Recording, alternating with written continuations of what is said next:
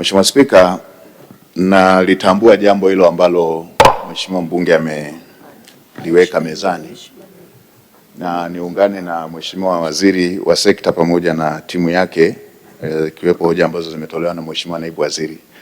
Kama serikali tunatambua umuhimu wa uwanja wa ndege wa Mwanza,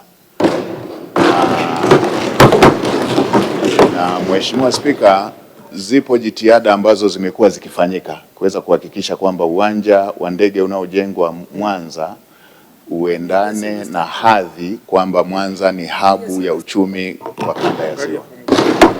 Na baadhi ya hatua ambazo zimekuwa zikichukuliwa ni pamoja na kuangalia namna ya kuongeza runway ili iweze kukidhi ndege zote kubwa ziweze kutua pale.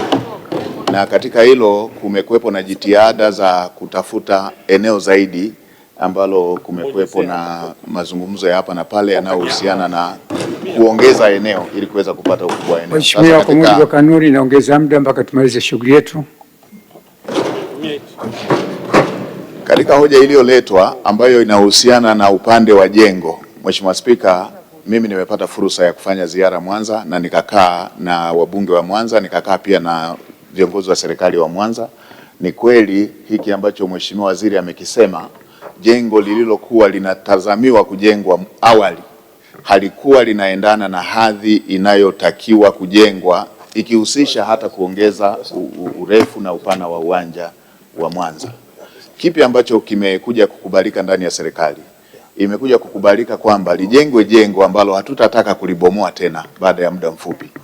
Uwanja wa Mwanza sina maana ya kubeza viwanja vingine, lakini hauwezi ukajenga uwanja wa Mwanza jengo lake likalingana na uwanja wa ndege wa Singida, uwanja wa ndege wa Dodoma huu uliopo wa sasa, kiacho ule wa Msalato, ama uwanja wa ndege wa Iringa wa zamani. Linatakiwa jengo ambalo litakuwa na standard ya viwanja vya kimataifa. Kwa hiyo hili ni hoja ambalo tulikubaliana. Na kwa kuwa sasa budget imeandaliwa, nimeongea na Mheshimiwa Waziri, amenihakikishia kwamba hata lile linalotokea kwa uwanja wa Serengeti sio mbadala wa uwanja wa Mwanza.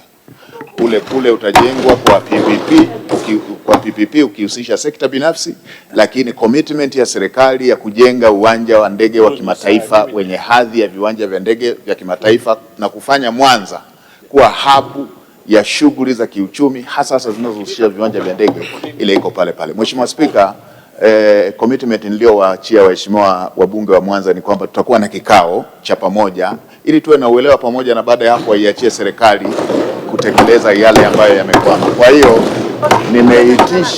nimeitisha kile kikao Ijumaa, ambapo wabunge wa Mwanza wote watakuwepo, serikali ya mkoa itakuwepo, wizara ya fedha watakuwepo, wizara ya uchukuzi watakuwepo, pamoja na wizara ya ujenzi, ili tuweze kumaliza haya yote ambayo yalikuwa yanaleta mkwamo, na baada ya hapo Mheshimiwa Spika, serikali tuendelee na utekelezaji.